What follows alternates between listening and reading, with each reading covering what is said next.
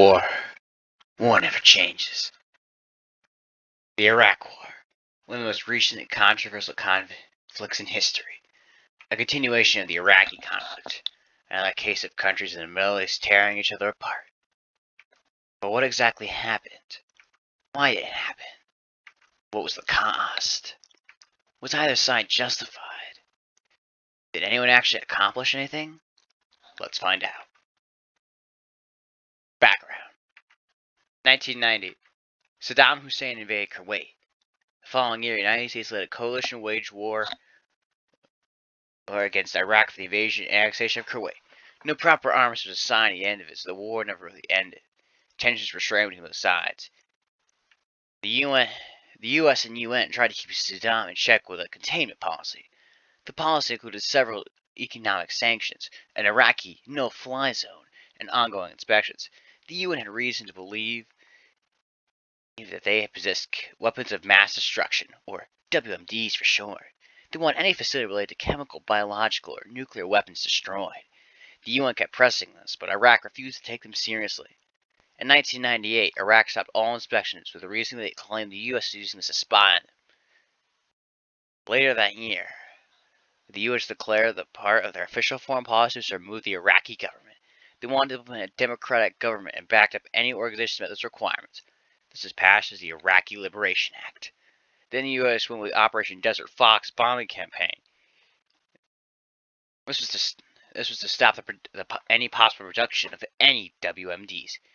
In 2000, George W. Bush was elected president, and he pushed for a more aggressive policy in Iraq.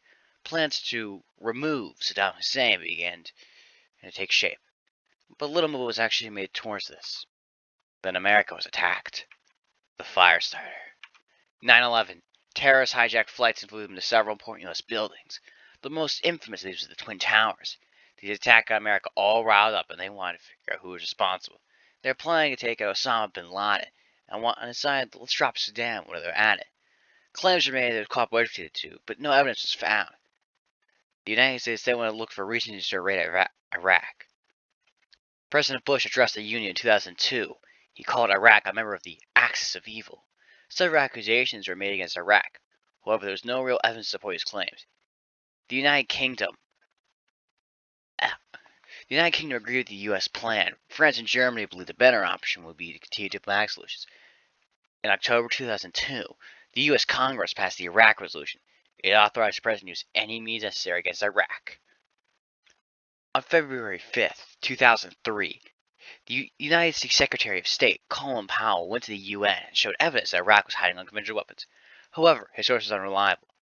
After his presentation, the United States, United Kingdom, Poland, Italy, Australia, Denmark, Japan, and Spain all supported the authorization of force. However, Canada, France, Germany, and Russia kept pushing for diplomacy. In March, the new coalition prepared for invasion. Opposition. The idea of invading Iraq was not well received by everyone. Former President Bill Clinton warned of the dangers of military action against Iraq. Pope John Paul II also publicly condemned the invasion. The French foreign minister said that this was the worst possible solution. Germany's foreign secretary was in favor of stationing troops in Afghanistan, but advised the federal chancellor not to join the war in Iraq. And then there's a long list of lead questions about the war. Invasion. The first CIA intel team went into Iraq in July 2002. They planned the invasion there using conventional forces. At 5:34 a.m., March 20th, 2003, the surprise invasion of Iraq began. No declaration of war was made. The invasion was led by U.S. Army General Tommy Franks under the code name Operation Iraqi Freedom. Almost 40 governments under the Coalition of the Willing provided support in one form or another. General Franks had 8 objectives for the invasion. 1. Ending the reign of Saddam Hussein. 2. Identify, isolate, and eliminate Iraq's WMDs. 3. The search for, capture, and drive out any terrorists from the country. 4. Collect intelligence about terrorist networks. 5. Collect intelligence about WMDs. 6. End sanctions and deliver humanitarian aid. 7. Secure the oil fields. 8. Help the Iraqi people to make a government with more self-representation. The invasion was quick and decisive. The coalition encountered heavy resistance, but not in the ways they expected. The Iraqi had prepared for both conventional and asymmetrical warfare. The coalition troops used both air and amphibious assaults to attack the ports to secure the oil fields. The U.S. forces went to the north and split to go to the east and the west. They went and captured a vital road junction in the airfield.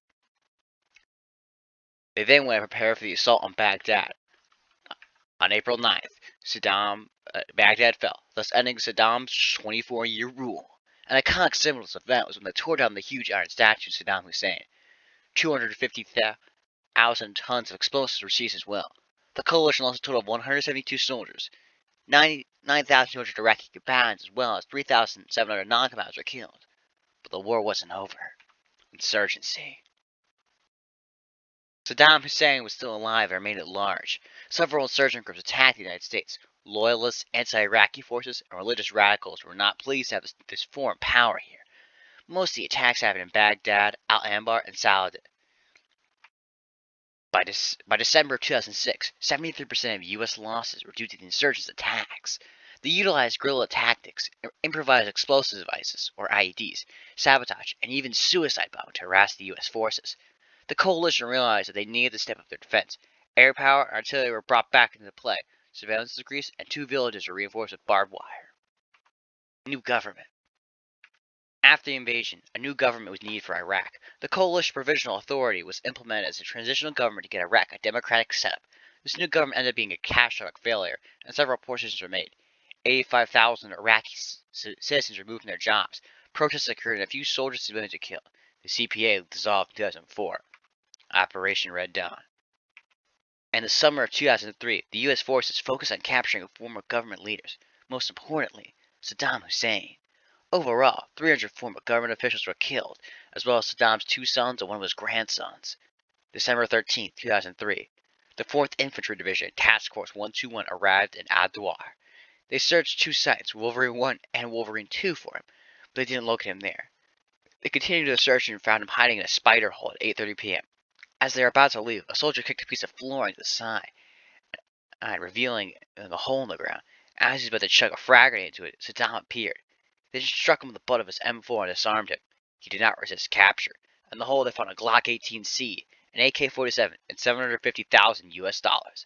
They then moved him via a helicopter to Baghdad International Airport.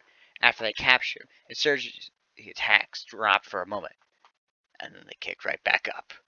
Continued insurgency. After Saddam was captured, the insurgent attacks were more frequent and aggressive. The most serious fighting in the war started at the end of March 2004. A convoy was ambushed and 4 armed contractors were killed.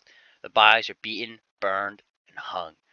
The United States was understandably pissed and launched Operation Vigilant Resolve. Tracked the attackers down. This ended up being quite unsuccessful. The combat kicked up again in November. The second battle of... Excuse me if I butcher this. Follow-up was the bloodiest battle of the entire war. U.S. soldiers ended up utilizing white phosphorus as an incendiary weapon, which drew controversy. The battle lasted 46 days and ended in a coalition victory. 95 soldiers and 1350 insurgents were killed. A civil war then started, lasting from 2006 to 2008. Since I'm trying to go in as much detail as possible, while keeping this video as short as possible, I'm not going to be any detail. However, you can do your own research if you'd like to learn more about it. Transitional government. After Saddam was captured, the insurgent attacks grew more...